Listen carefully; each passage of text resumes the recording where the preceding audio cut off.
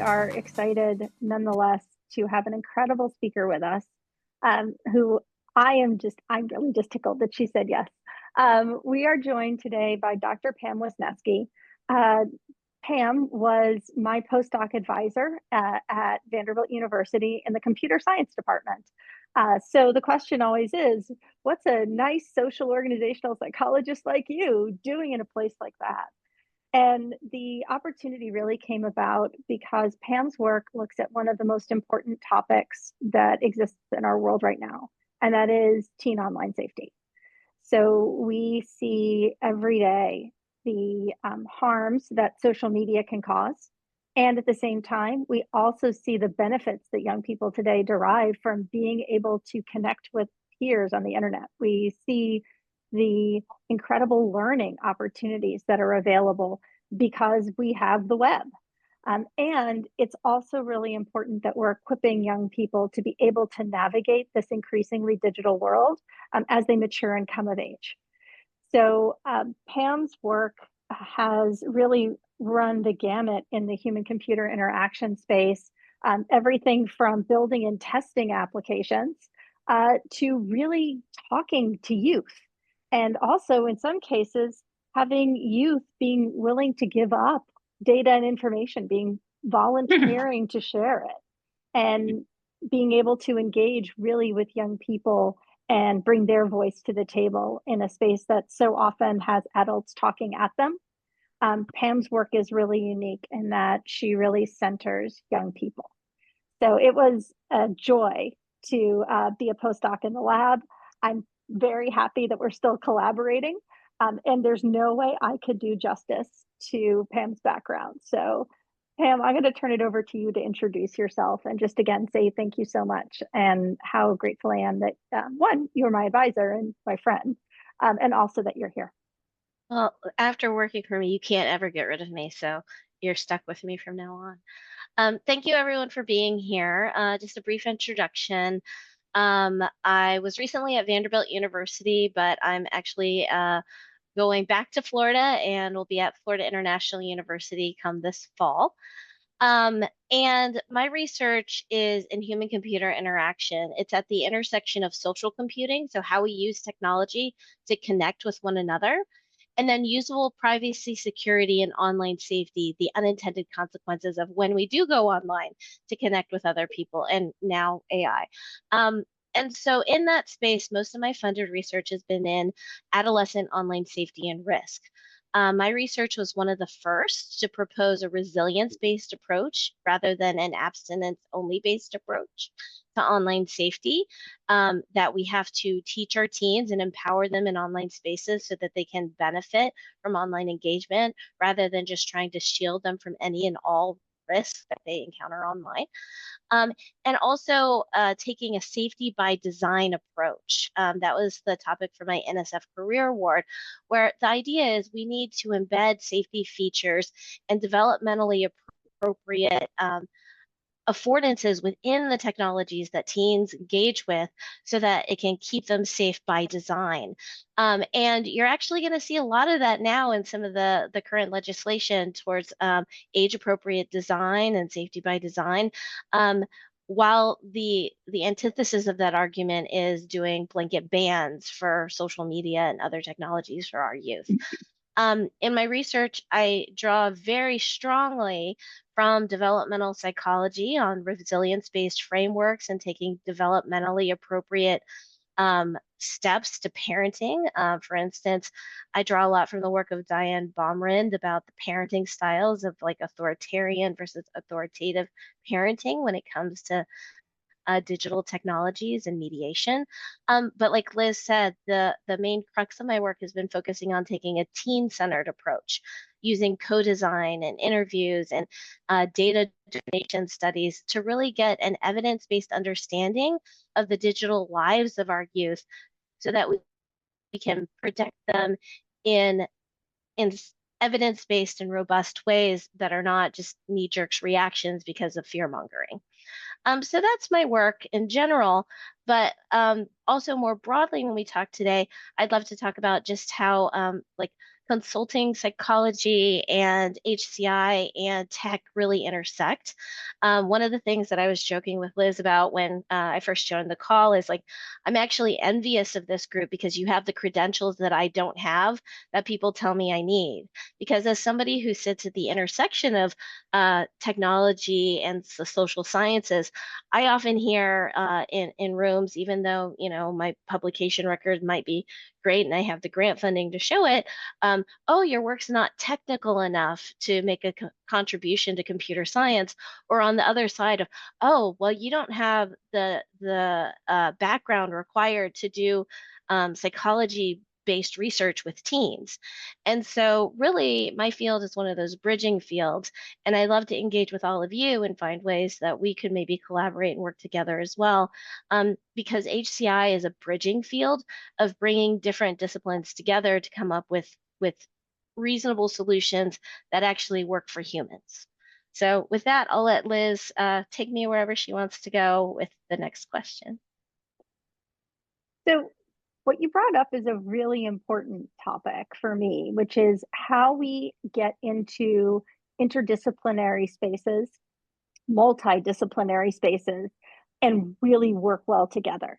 So it's funny for me because I do spend most of my working time in deep tech, most of it decentralized web technology. And now with the advent of AI and AI coding tools, I'm building and shipping software on a weekly basis. In fact, I've got one running in the background right now. And I'm finding that there is quite a lot of reticence in the computer science, software engineering space to qualitative researchers, to the psychological perspective. And at the same time, I am also encountering similar to what you described, a real bias toward qualitatively trained psychology researchers. So I'm curious for your perspective in how you think it, particularly consulting psychologists, can best position ourselves to collaborate in the HCI space. What should we be looking to bring to the table, and how should we be approaching these opportunities? No, I mean, I think that's a great question. And I can't speak to your field, but I can talk to when we've had conversations with multi-stakeholder groups and what are the biggest challenges that we have to overcome to actually do something useful together. And one of the biggest thing that always comes up is we have different incentive structures. So for instance, if you're working with the tech industry, it's very product driven. Doing the deep, slow research isn't as much as of interest in those spaces. If you're talking to academics like myself, it's publish or perish. And even across disciplines in academia, some people are like, oh, you have to publish in journals or you have to publish in conferences. And just the incentive models there vary as well. And then, of course, with more of the consulting base is doing it in a monetized way as well to bring those synergies and scale together. So really, I think it's starting with those important conversations on what is everybody's value proposition and what do they need to get out of it to be able to bring together a group that might have differing kind of end goals, but they have enough synergy that they can move forward together. And that's, I think, been the biggest challenge overall that I've seen. Um, I think there needs to be, as some of our papers, Liz, have pointed out, there needs to be like open kind of innovation and governance structures and strong leadership frameworks for people to be able to work together across those disciplines. That does seem to be the key, right? Is finding the right parameters for people to engage and finding the right opportunities. Because as you noted, a lot of the research is academically oriented. And something that I really appreciate about your lab, about the socio-technical interaction research, I just love that it spells STIR. About the STIR lab, is that you have really gotten down to brass tacks. So you built a circle of trust app. You have actually tried to operationalize a lot of these ideas. And what I see right now out on the market is that there's kind of policy, which is out over here, and the policy's translation to actual software is they are solar systems apart. Yeah. I see a lot of disconnects because in the last 3 years, I've been trying to get more engaged on the policy side of things. So I'm a non-resident fellow of the Center of Democracy and Technology. Um, and and what I'm seeing is like everybody has their silos, right? I go to a policy presentation and they're saying there's no research on this, and therefore we need to. And I'm like, I'm right here, right? And so we need to break down those silos, but we can't do it kind of like as a one-time end-all be-all thing. We have to do it in small, slow work and meaningful collaborations um, to be able to meet everybody's value proposition because um, the pace in which academia goes versus the pace that the policy folks are going and the tech folks are going is very different. And so that's why we have to have those collaborations because I don't expect, the big tech companies of the world to do the type of research that I'm doing. But I also don't have the same amount of resources to innovate and move forward. Um, and we're also seeing this, and right now is just a horrible time to do anything because I think everybody and their brother is scared about losing their jobs. And NSF just recently got gutted, and for work in HCI like I do, we get a lot of feedback from our proposals saying like, oh, where's the science in this? This is too applied. And so with the funding buckets getting smaller and smaller, we have to be more strategic in the partnerships that we form and making sure that we have like clear goals and doing that like on a shorter term project basis, I think is the way that people need to do that right now because it's really almost more of a gig economy.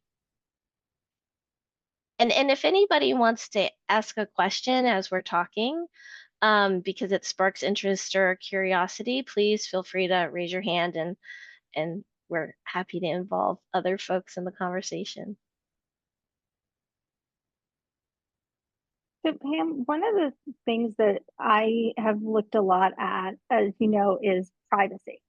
And as I look at the latest proposals that are out there, I just got back from London. I was at the All Tech is Human Summit, and the stage was taken up with conversations about AI and about bans, and primarily about the use of age detection technology to try to manage both what content is presented and then also just limit access.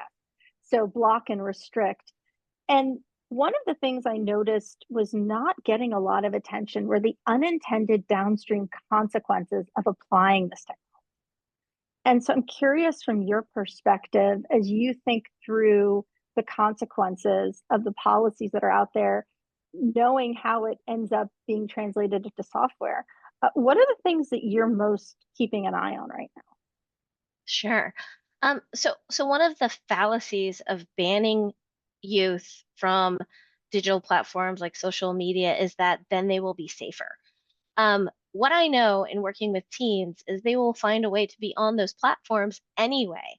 And so what we're doing is just giving these companies a free pass to have no culpability of saying like I have teams on my platforms and therefore I need to design safety mechanisms for them. And I'm seeing that I'm sitting here in Florida that is already kind of enacting some bans on certain technologies and like the advertisements that my daughter is seeing and some of the apps that she's using are even worse than they were before the bans because the companies can say, well, these that we don't have an audience of youth to design for anymore, so we don't have to worry about that.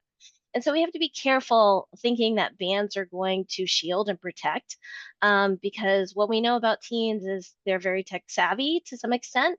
And some of them know how to get burner phones and use, ways to get around some of the technologies that we have in place now.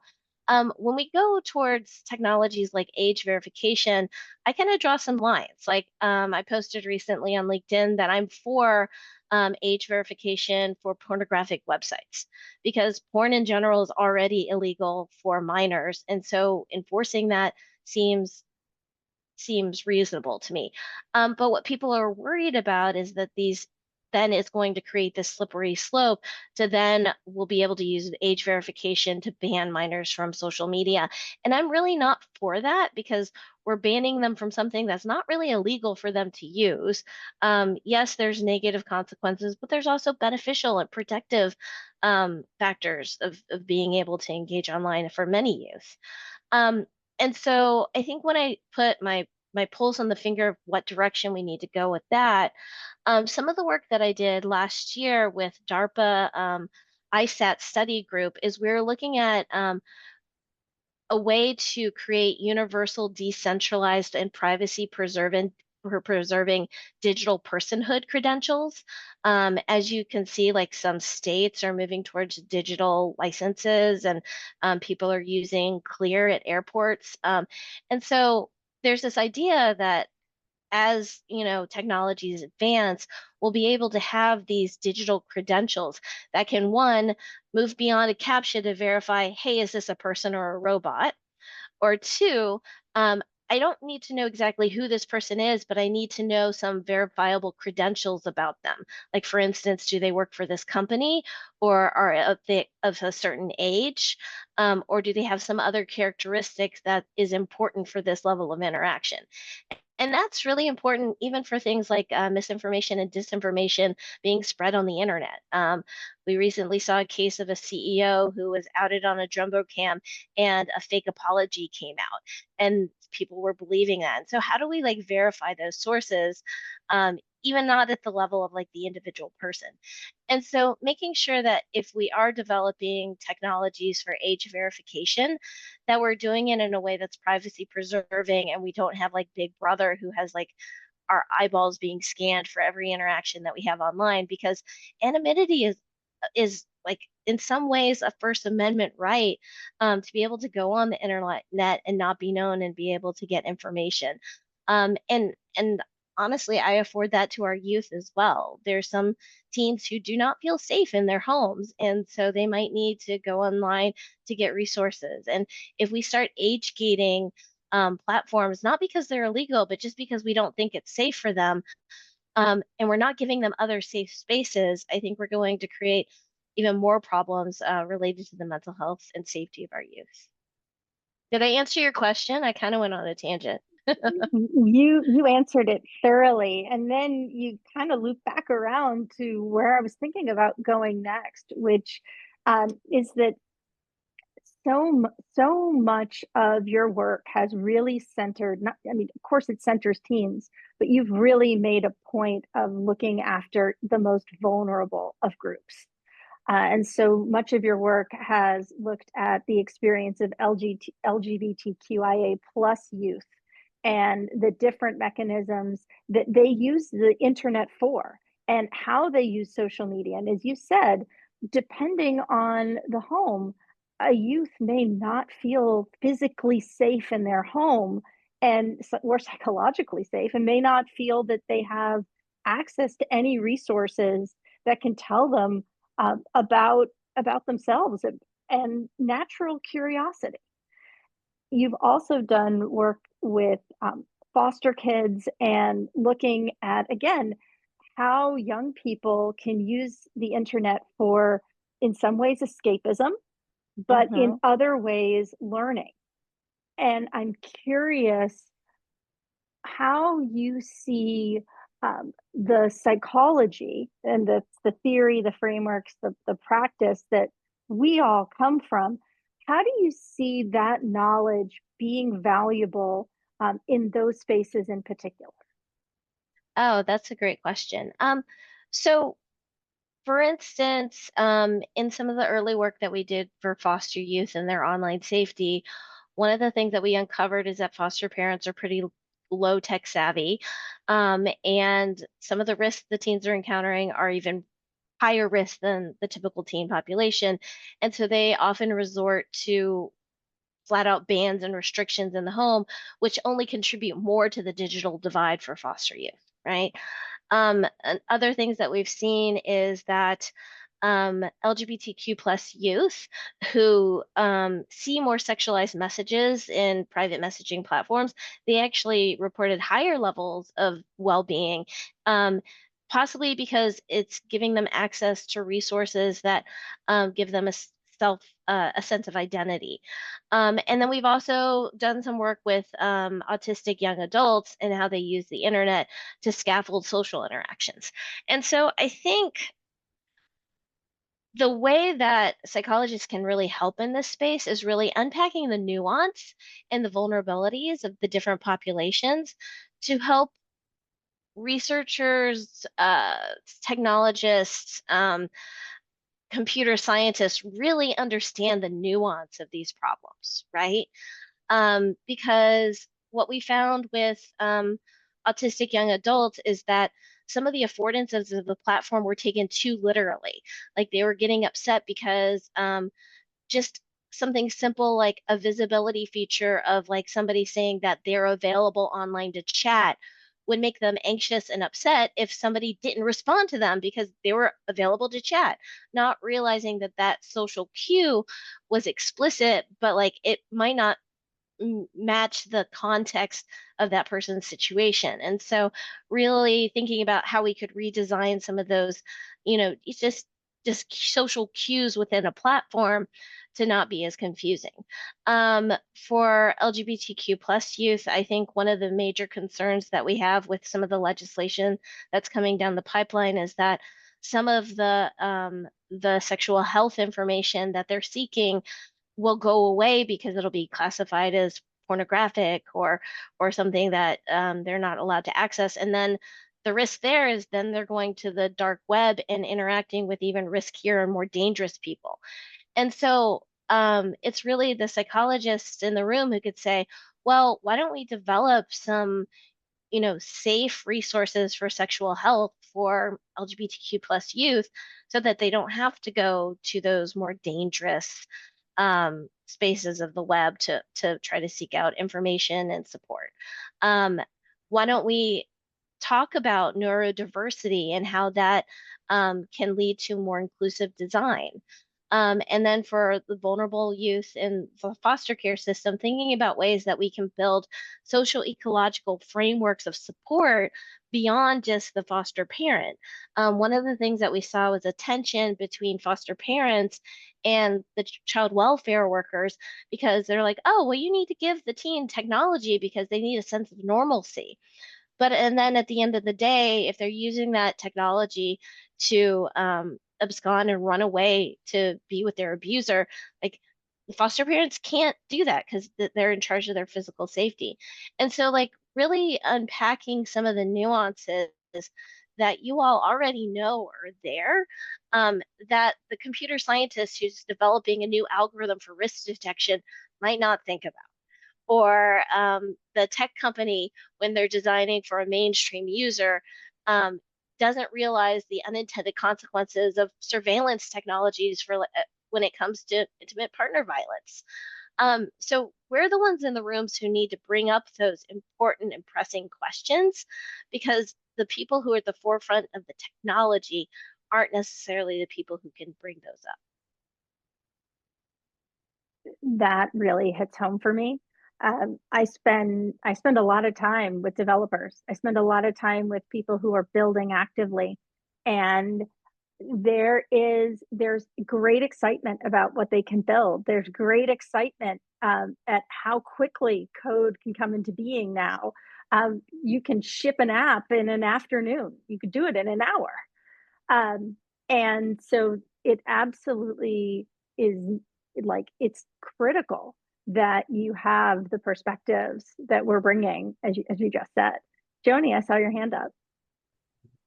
Thanks. Yeah, I've got a question. I mean, you bring up so many different things about people who are at risk. I mean, even foster children and people who aren't necessarily getting the parental support that others might. But I was I was really curious if you're looking at people who are younger than teens, because I feel like people are using the internet way before that now, Right. and yeah, what kind of skills they have, and educating them in a protected environment along the way. I mean, it's obviously different for each person. Some people are more able to handle this than others, but do you look at this or have recommendations for younger people too? I do. I have a 10-year-old daughter, just so it's something that I think about personally as well. And my recommendation is to take a scaffolding approach. So for instance, what I've seen a lot with parents of teens is like, oh, well, I gave them, access to everything, and then they betrayed my trust and I took it all away. And it's just like, what trust? You didn't teach them how to go online. It's like, would you give your 16-year-old the keys to your car and just say, hey, go at it? And, if you get in an accident, betray my trust, then, I'm taking it all away. But that's what we're doing with younger kids and digital technologies. Like, and one of like the clearest like examples of this is my daughter was like maybe 4 or 5, and she called me on like Facebook Messenger video platform, and like all of a sudden I see her naked butt doing a butt dance. And I'm like, oh, I'm the one who studies adolescent online safety, and I've taught you that you and but then but as a parent, I've also learned that we shouldn't like approach our kids with punishment as kind of the foreground. And so I approached her with curiosity, and I was like, honey, why did you think it was okay to do that? And she said, well, mommy, you told me that it's okay for me to be naked if it's just between you and me, and you, me, and daddy, right? And she didn't get that it was being broadcast over the internet. And so that was a good teaching moment. But if we don't like give our kids those teaching moments, then they're going to have abrupt shifts. Like it's kind of like that age old thing of like not exposing your kid to any risk, or like allowing them to do anything and holding so tight to them and then sending them to college and then they go hog wild and drop out. It's like kind of the same thing. So I use an apprenticeship model with my daughter. So like we have Family Link on her phone, but she's 10 and she has a phone. She also has anxiety. And so the way that we teach her independence is, she has a phone so she can call us. Um, but I do that in a very like guided way, and you hold on tight to the littler ones. It's like having training wheels. But as they get older, you have to kind of teach and guide and then trust and let go. And so by the time teens are like 15, 16, having, tracking apps that send you every message that they send and receive with their friends isn't going to fly anymore. Like, how would any of us have liked that when we were 16 years old? And so, really, just going back to some of the tried and true kind of like teaching your kids to build resilience is really important. And this resonated with me because somebody came to my talk and she said that she was like a preschool teacher. And she said for the first time in her career, she was getting kids who would come to preschool and they'd use the monkey bars and they just let go and break their ankles. No protective mechanisms at all. And her explanation of that was that the parents were protecting their kids so much that they didn't let them fall. And so they didn't know when they went to pre-K that letting go of the monkey bars would break their ankles if they didn't, learn to roll with the punches. And so I think it's really important to remember that is like we have to teach our kids at young ages. If we're giving them, YouTube Kids or even any access to digital media, like teach them about like, okay, this is what happens. Like my daughter knows like inappropriate means like if somebody is showing body parts, and we need to have those conversations because I've like we did one study where it was with younger kids like around the age of 7, and they were already using Musically, which has become TikTok. And so we can't turn a blind eye and think, oh, well, they're too young and they don't understand. We need to start educating early and teaching those same things that we teach like little kids about stranger danger. We have to teach that if our kids are using Roblox even. And the reason I focus on teens in my research is like, I think that's the age group that we're most petrified about, right? Because like with younger kids, we know we're supposed to teach agency and autonomy and independence, but like by the time they get to their teenage years, we're just scared to death of like teen pregnancy and drugs and death, right? And so that's when we like kind of hold on a little tighter. Um, but by holding on a little tighter and not continuing with that scaffolded approach, um, that's where we might unintentionally be causing some problems ourselves and tensions between parents and their kids. Pam, okay, okay, that was awesome. And there's so many things I want to dig into from there. That I wanted to come back to, though, is actually the last paper that you and I published together, which was the work that I did with the middle school and looking at pause, reflect, and redirect as an approach for teaching resilience and helping young people to develop that kind of in the moment awareness. And one of the things that really came out of that work for me was just how much of the problem is not the tech. It's the human element. And so I always appreciated that human comes before computer in human computer interaction. And through that research, I think what really came alive for me is just how much our engagement with our kids is the most protective factor. It is Yes. more protective than any piece of tech ever will be.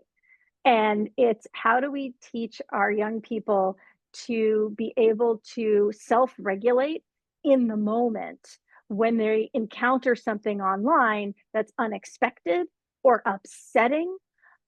And much of it is by design. And it's interesting to me as well, looking at the feedback from the youth, and then in all of the other work in the lab, coding interviews, for example, and just seeing how these youth are so self-aware in many cases, situationally aware, and there's quite a bit of teenage cockiness with that as well. But that there is this understanding that they know that they're being presented with stuff online, and how do they in the moment help themselves to deal with it productively.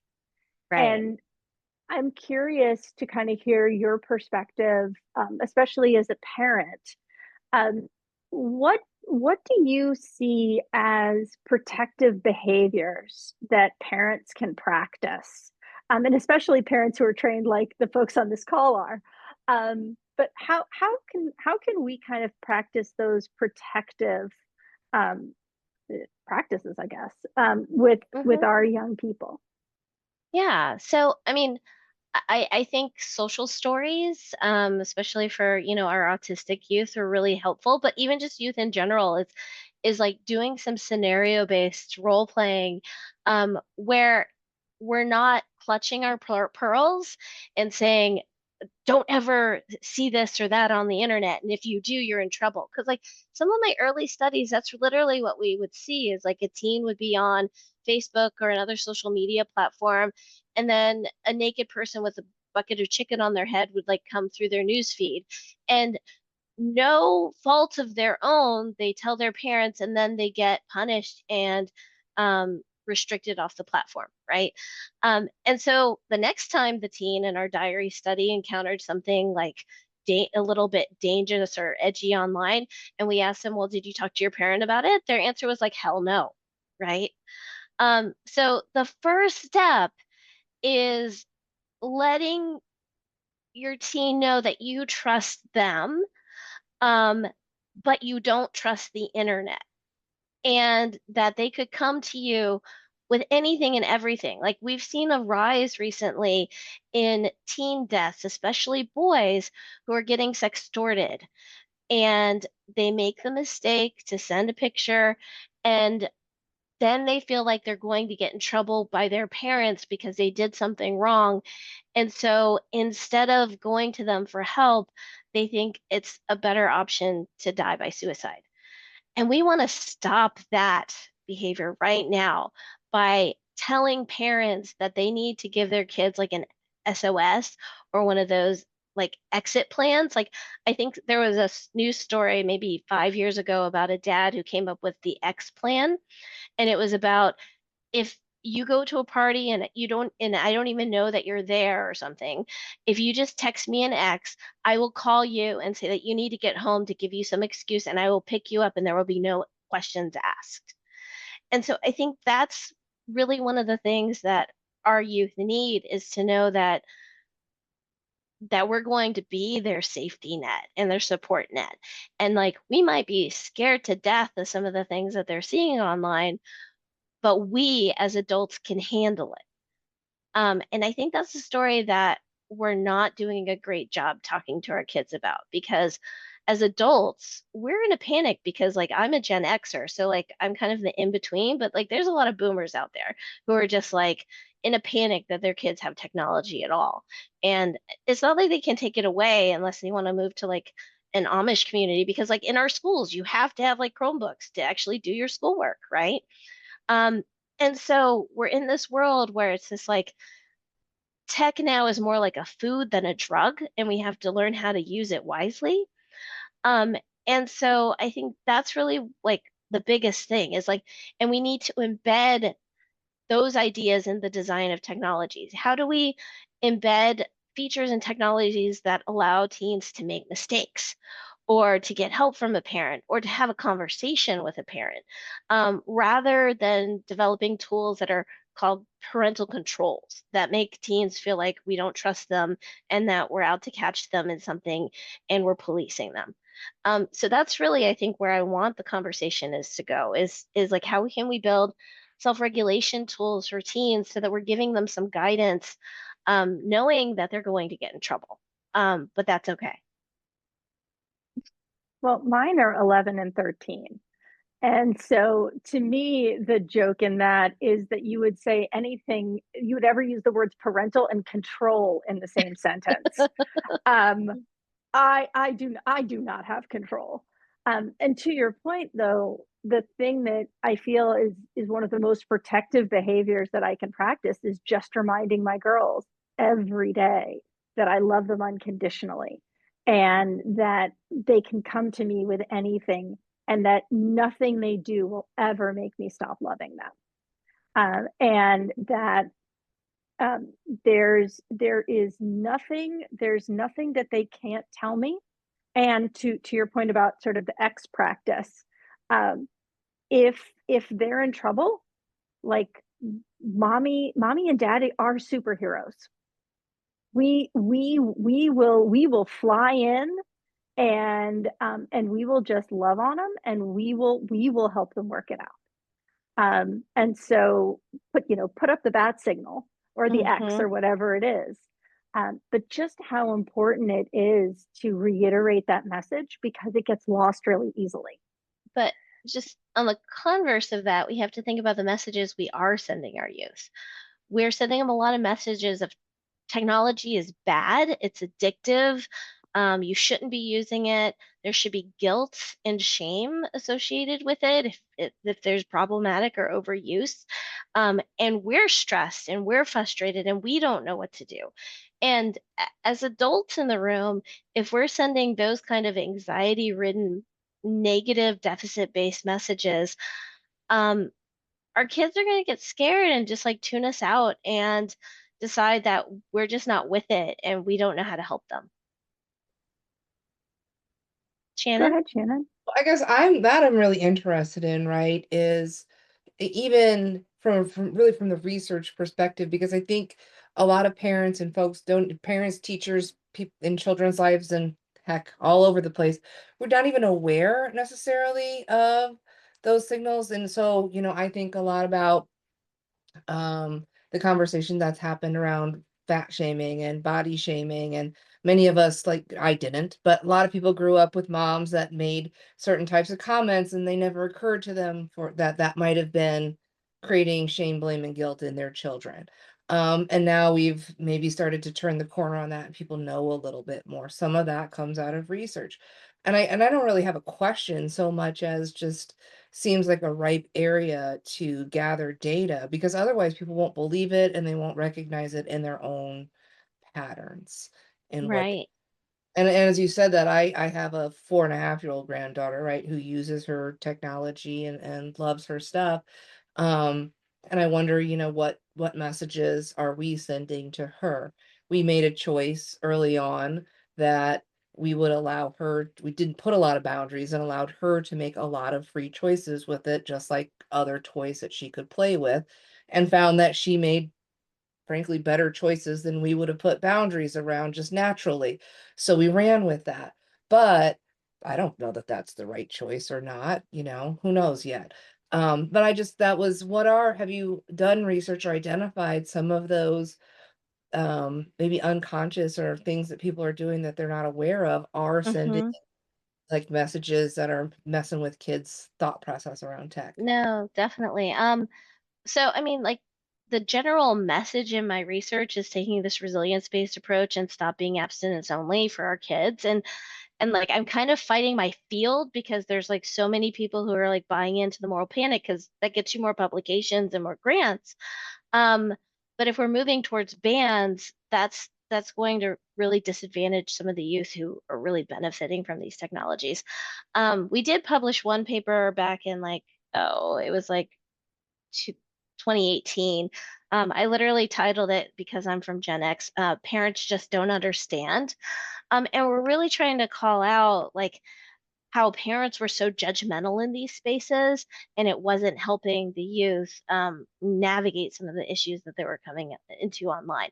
And so every time I give a talk to parents, I really try to just unpack some of the stories from our youth. Like we have papers on suicide and self-harm, and how youth are going to each other to support and celebrate, recovery from self-harm. And it's just like, well, do we want to censor and police these conversations to where they're not getting that support?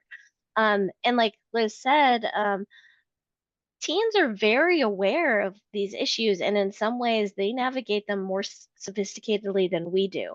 And so, really trying to take that strength based approach of listening to them as the authority, um, and then based on that, understanding where the vulnerabilities are and trying to support them. I think that's really the key. And it's really just also calling out some of our own biases.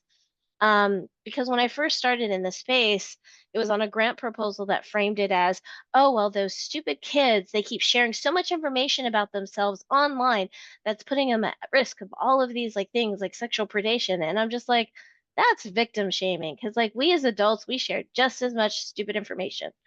And so it's really important to just really question those narratives that we're hearing in mainstream media, to see like what's really going on underneath the hood. Oh yeah, so Liz is like actually copying and pasting papers into the chat for you to look at. I'm going to Liz, I'm going to share my StirLab website Oh, um absolutely. and then I think Thor has their hand up. Yeah, I had a quick question, Tor Legvold. I very much agree in the sense it's kind of how I parented my own child as far as access to technology. It was like freedom under responsibility and kind of small steps. However, we were lucky in the sense that there wasn't as much pressure. I can only imagine today, we were able to wait until he got a smartphone until he was 14. And today I see 8-year-olds walking around with smartphones. And I think also America's a little bit different than Europe. Mm-hmm. So I understand that, and also that they will find things and do things regardless, especially when all their friends are doing it. The thing that I'm curious about is that it's especially for preteens, but I think also for teens as well, is that they're still undergoing a lot of cognitive and emotional development, lots of hormones, everything. And it's, to put it in the vernacular, it's not a fair fight. It's not like they're going up and they're just, oh, I'll just check some stuff on Instagram or look on TikTok or whatever. It's Facebook, Meta, Google, TikTok, they have armies of people like us, far more experienced and far more talented probably than any of us, who spend their entire career just trying to figure out how to make it more addictive and how to get into people's heads and stay there as much as possible. And I think I don't know, but I'm really curious, what are your thoughts around that, both as far as, yes, we need to empower them and build the resilience, but at the same time, they're going up against something that is so sophisticated at a very early age when they don't have any of those abilities. No, And I totally agree with you. And that tension between engagement versus addiction is really something we as as an industry of tech need to deal with. Like we see some of the platforms trying to say that they're moving towards more like healthy engagement rather than addictive. But I don't know if that sells the ads, right?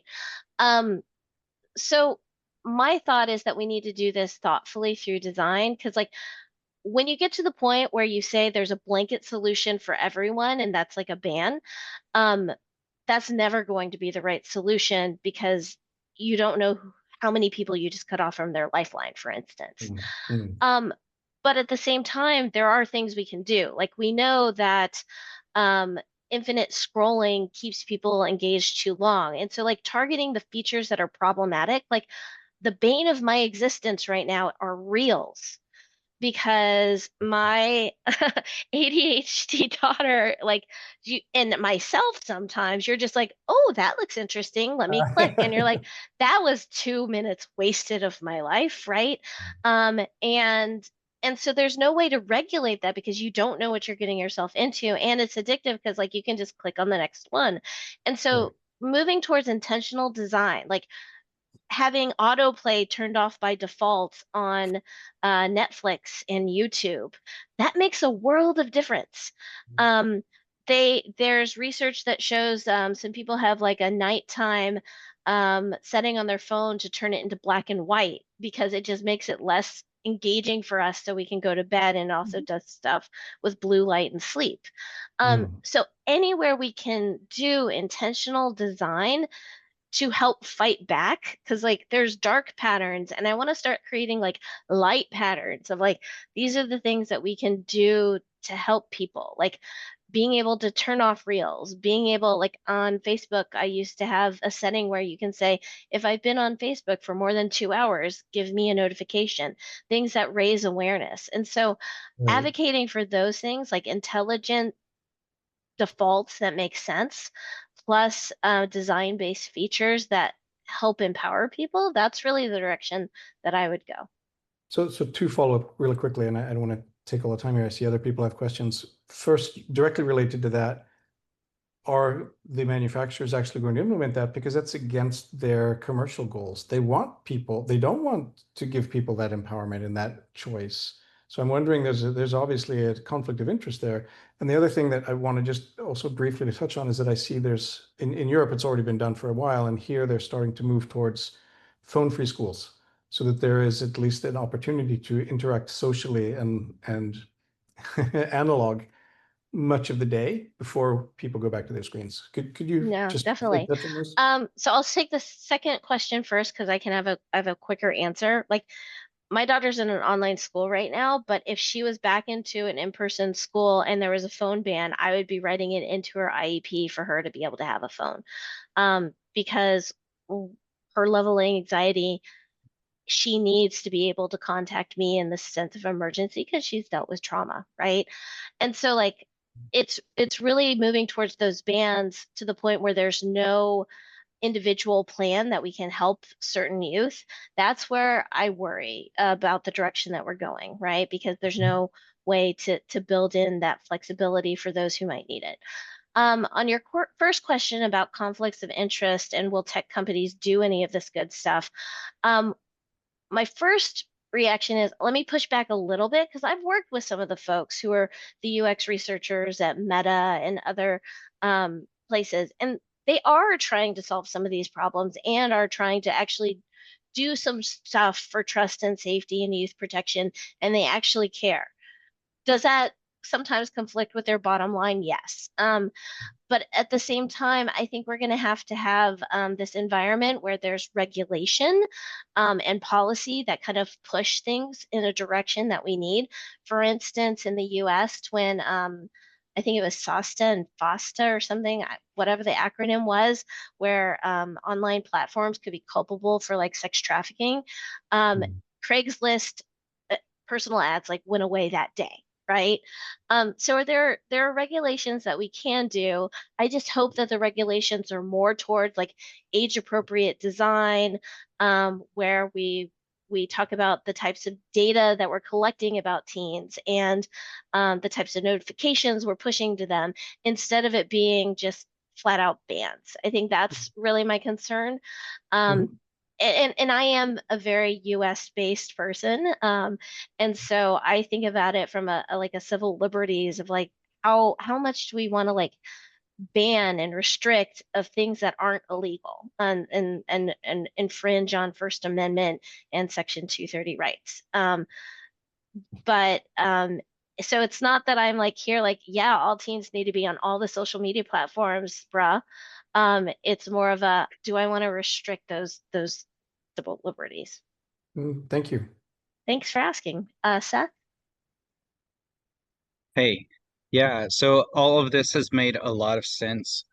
One of the most critical ways we teach is through modeling.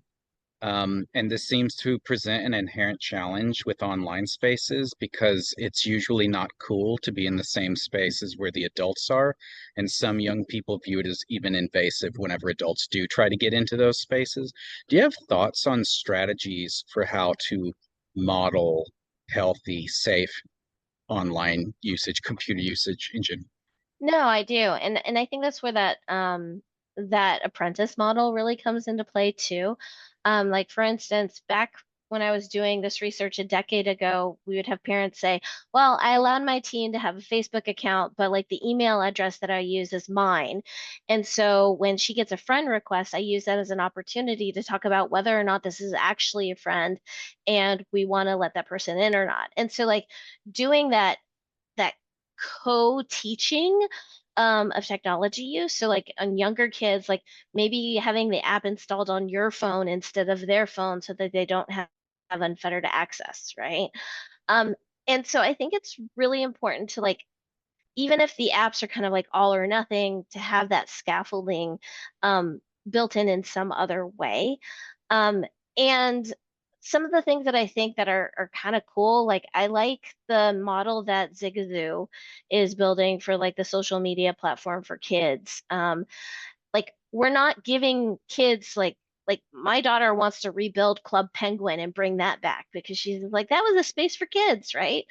And so we need to think about how we can build those scaffolded spaces. Like one of the ideas that I love that nobody's like stolen from me yet is like, what if we did social media somewhat like cohorts, like we do with grades? Like one of the reasons we don't grade escalate a kid is because of the social, tiering that we have in the grade system, and we have cohorts of students by the same age range.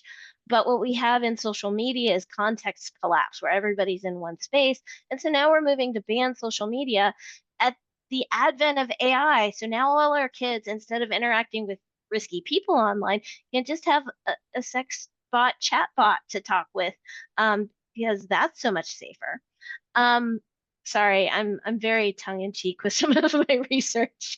But like we just have to be careful the directions that we're pushing our youth, because I do see that as a big problem. Is like my kid talking to another 10-year-old not gonna cause as much emotional damage as if she's talking to an AI companion that has learned from decades of online toxic materials on how to persuade and influence people.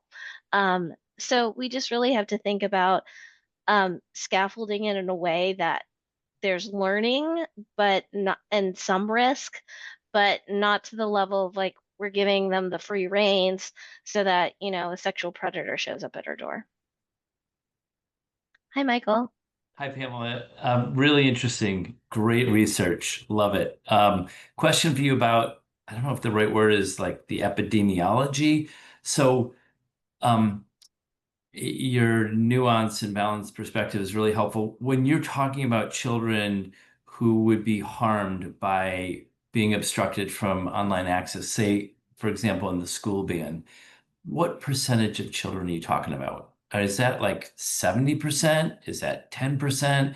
Like, how do we think about the balance here of that Sure. protecting that group? So I'm an HCI researcher, not like a public health person, so I can't give you like census level statistics. But what I can tell you is that I'm a survivor of childhood sexual abuse, and my home was not safe between the ages of 10 and 14. And if I had access to the internet at the time, because I'm too old, I didn't. And so I think about it in ways of like, on one hand, it could have been, it's a double-edged sword. It could have been something that saved me and prevented some of that trauma, being able to get out of the home and access to additional resources for help. But on the other hand, I also sent my address when I was in high school to some dude who sent me a mug embroidered with my name on it, who I found out later like murdered somebody. So again, we have to think about um, how the internet can help certain youth, and it could be those who are experiencing abuse in the home, those who don't have families who support their gender or sexual identity, foster youth who aren't living with their biological parents, autistic youth who have a hard time maybe connecting in-person spaces and need to find people with similar interests. So I can't really give you a number, but I can tell you that the human experience is so varied. And one of the things I love about being an HCI researcher is that we can add personalization into design in a way that can be inclusive of multiple people, because we're not in that place where we have to do cookie cutter technology. Like I'm talking to you on a widescreen monitor because I'm legally blind in my left eye, but you don't know that because until I just told you. So really thinking about ways that we can personalize and contextualize technology use for our youth in ways that make sense. Like there was a point in my life where I couldn't leave my car to return my cart at the grocery store unless my daughter was on a phone call with me. And so we have to think about the balance, because I don't want somebody telling me I'm a bad mom that I gave my daughter a phone. And I think that's another thing, is we just need to be respectful of people's choices and make sure that we're not doing all or nothing kind of techno solutionism, where we're like, oh, this is a silver bullet that's going to solve it for everybody. Did that answer your question It did. I guess if I were to without answering it? No, I think you answered it. I think what you're basically saying is probably a large majority of children and adolescents benefit from the possibility, if not the usage of online access. And so it would be harmful to a lot of kids to have a black or white ban, for example, in a school. Mhm. Well, especially like think about it this way. It's like in most neighborhoods, we don't let our kids play on the street anymore because like sex trafficking. Um, and like and I don't know if the world's less safe or we're just more aware of it and so we're paranoid. But either way, I think there's the sense that a lot of the tried and true from the older days of like, oh, the kids just stay out on their bikes all day and come home for dinner time. That's not the society we live in anymore. And so like unless we like went back to some of those roots, like we can't take away the civilization we've built just like cold turkey from them, because it's going to create problems. Like um, I've heard a lot of stories of parents taking away tech from their kids and their kids literally becoming suicidal because of that. So again, even just taking away technology in a way that's, you know, stepping it down, like you would in addiction, it might be better than just saying like, oh no, you used to have access to this and now you don't. And we see that with adults too. Like I talked to some folks about the TikTok ban, and their livelihood was devastated just because they couldn't use the app anymore. So we've built in these social infrastructures. We can't just like tear them down without any other recourse. Thank you. And thank you for like the most rich conversation and insight. What I'm taking from it, and particularly from just your last comments, and Michael, thank you so much for those questions. This really emphasized the need to put humans at center, and that we have to be thinking about who the tech is meant to serve. And bans are not meant to serve the users. They're not meant to serve the teens. They're meant to theoretically make the adults' lives easier, or at least feel like it's easier, like we're doing something. And in reality, it's much more complicated and much more nuanced. And so if anything, it is further underscoring just how important it is for consulting psychologists to grab our seat at the table, to speak up, to educate ourselves, and really to engage with these topics, because as much as this is about teens online, I was at a conference 2 weeks ago and listening to a representative from AARP talking about many of the same issues that face older generations right now, and keeping those folks as well safe from scams and predation online. So we have an incredible tool with the internet. We couldn't have had this meeting without it. And at the same time, there's so much to consider. But it does mean that there's even more opportunities for our profession to step up and contribute to the world. And Pam, I can't think of a researcher who has contributed more. So thank you so much for being here. Thank you again for your mentorship, your friendship, and just being willing to come into this space and share your knowledge and wisdom and vulnerability with us. So thank you so much. And thank you all for coming. She put my LinkedIn profile in the comments, so feel free to connect with me. And who knows, we'll be opportunities to work together in the future. And thanks, Joni, for coordinating too. Joni, anything before we wrap? Nope, that's it. Thank you all for coming. This has been really interesting. Thanks again. Thank you. Thanks. Bye. Bye-bye.